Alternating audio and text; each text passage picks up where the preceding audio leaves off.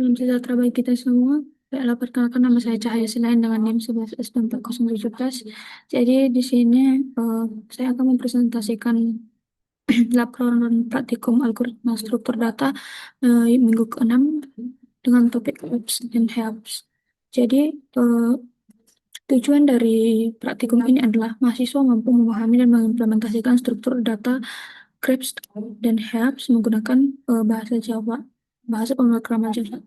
Jadi ini kita tidak hanya belajar teori, tapi juga mengimplementasikan dua struktur data ke dalam kode yang berjalan nyata. Jadi laporan ini terbagi menjadi dua bagian besar, yaitu studi kasus Grab dan juga eh, studi kasus HELP. Jadi di akhir juga kita akan membahas analisis kompleksitas waktu atau Big O dari masing-masing implementasi. Jadi pada studi kasus yang pertama yaitu studi kasus Grab, yaitu jarak terdekat atau ditch extract. Jadi studi kasus pertama ini adalah mencari jarak terdekat antara dua titik dalam sebuah graf berbobot. Untuk menyelesaikan masalah ini, kita menggunakan algoritma Dijkstra. Sebagai contoh, diberikan sebuah graf dengan 9 node, yang dimana kita diminta mencari jarak terdekat dari node 0 ke node 4. Jadi hasilnya itu adalah jalur dari 0 ke 7, ke 6, ke 5, ke 4 dengan total jarak yaitu 8 tambah 1 tambah 2 tambah 10 yang dimana hasilnya adalah 21. Jadi di sini kodenya ini kita bagi menjadi tiga fungsi utama, yaitu ada fungsi cari node terdekat, yang dimana fungsi ini bertugas memilih node mana yang akan diproses berikutnya, yaitu node yang belum dikunjungi dan memiliki jarak terkecil saat itu. Jadi fungsi ini menjadi penunjuk arah bagi algoritma Dijkstra. Kemudian yang kedua yaitu fungsi cari jarak terdekat, yang dimana ini adalah inti dari program. Jadi prosesnya ini dimulai dengan mengisi semua jarak awal ke nilai tak terhingga, kecuali node asal yang diberi jarak 0. Kemudian program akan berulang kali mengambil node terdekat, memeriksa seluruh tetangganya, dan memperbarui jarak jika ditemukan jalur yang lebih pendek. Yang menariknya, setiap kondisi pengecekan saya tulis sebagai variabel boolean dengan nama yang deskriptif agar logika lebih mudah dibaca. Ada juga fungsi yang ketiga yaitu tampilkan hasil, yang dimana fungsi ini merekonstruksi rute dari tujuan ke asal menggunakan array pelacak. Jadi nanti dia akan membalikkannya agar tampil secara natural dari asal ke tujuan.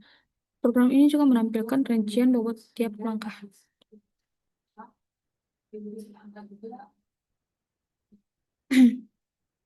Jadi nanti hasil outputnya itu berdasarkan output yang dijalankan, nanti program berhasil memberikan dua skenario, yang dimana pertama ketika ada jalur kosong dari node ke 4, eh, dari node 4 ke node 5 langsung dengan jarak 10. Kedua, ketika harus melewati beberapa node dari node 8 ke node 4 melalui jalur 8, 2, 5, 4 dengan total jarak 2 tambah 4 tambah 10 yaitu 16. Kemudian lanjut ke studi kasus HELP, yang dimana ini membahas struktur data HELP dengan dua studi kasus. Yang pertama studi kasus elemen terkecil atau min HELP, yang dimana studi kasus ini meminta kita menemukan elemen terkecil urutan ke K dari sebuah array. Contohnya dari array 1, 7, 2, 8, 9 dengan K sama dengan 3, maka jawabannya adalah 7, karena 7 adalah nilai terendah urutan ketiga.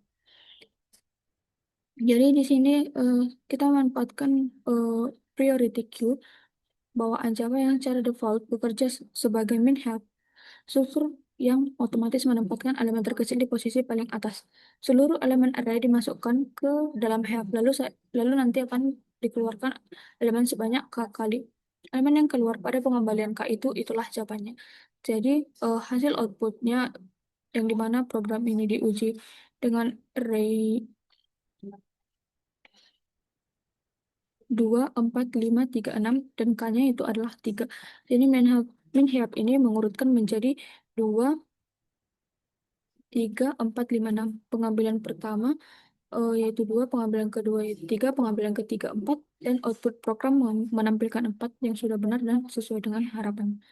Kemudian untuk studi kasus yang kedua, yang dimana ini kita meminta mengembalikan sebuah array baru, di mana setiap elemennya adalah nilai terbesar dari sebuah elemen yang sudah muncul sebelumnya, yang muncul sebelumnya. Jadi contohnya dari 1, 5, 2, 9, 3, 6, hasilnya itu adalah 1, 5, 5, 9, 9, 9.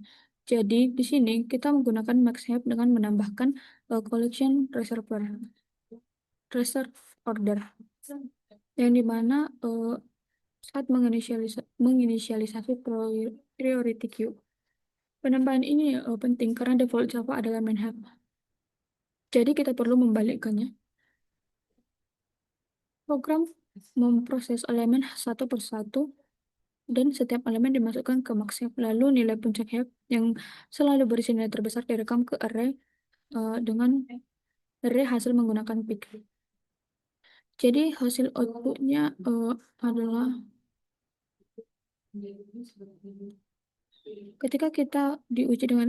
ketika programnya diuji dengan array 2, 3, 7, 9, 8, hasilnya adalah 2, 3, 7, 9, 9. Elemen terakhir tetap 9 karena nilai 8 tidak mengalahkan 9 yang sudah ada. Jadi ini sudah sesuai dengan logika MaxHeap-nya. Kemudian yang selanjutnya adalah pada bagian analisis big O-nya, di mana Big O grab di Dijkstra ini karena program menggunakan priority queue sebagai main help, jadi kompleksitas waktunya adalah O V plus E log V, di mana P adalah jumlah node dan E adalah jumlah edge. Setiap node hanya diperiksa satu kali dan setiap edge hanya diperiksa satu kali, sementara operasi pada priority queue masing-masing membutuhkan waktu O log V. Log V. Untuk memori dibutuhkan O, V plus E karena setiap node dan edge perlu disimpan. Kemudian untuk big O, elemen terkecil, yang dimana kompleksitas waktunya itu adalah O n log K. Ini lebih efisien dibandingkan cara biasa yang mengurutkan seluruh array dengan O n log n, terutama ketika K jauh lebih kecil dari n. Untuk memori hanya dibutuhkan OK karena heap tidak pernah menyimpan lebih dari K elemen. Kemudian untuk big O, heap nilai max pada string. Karena seluruh elemen dimasukkan ke dalam heap tanpa pernah dibuang, jadi kompleksitas waktunya adalah n log n. Untuk memori dibutuhkan ruang ON karena setiap elemen pada akhirnya tersimpan di dalam heap. Jadi dari praktikum ini dapat kita simpulkan algoritma Dijkstra ini sangat efektif untuk mencari jalur terpendek pada graf berbobot dengan kompleksitas O, V plus E log V. MinHelp itu sangat berguna untuk mencari elemen terkecil K secara efisien tanpa harus mengurutkan seluruh array. Dan kemudian MaxHelp itu sangat efektif untuk melacak nilai maksimum dari sebuah stream data secara real time. Baiklah, sekian dari presentasi saya. Terima kasih.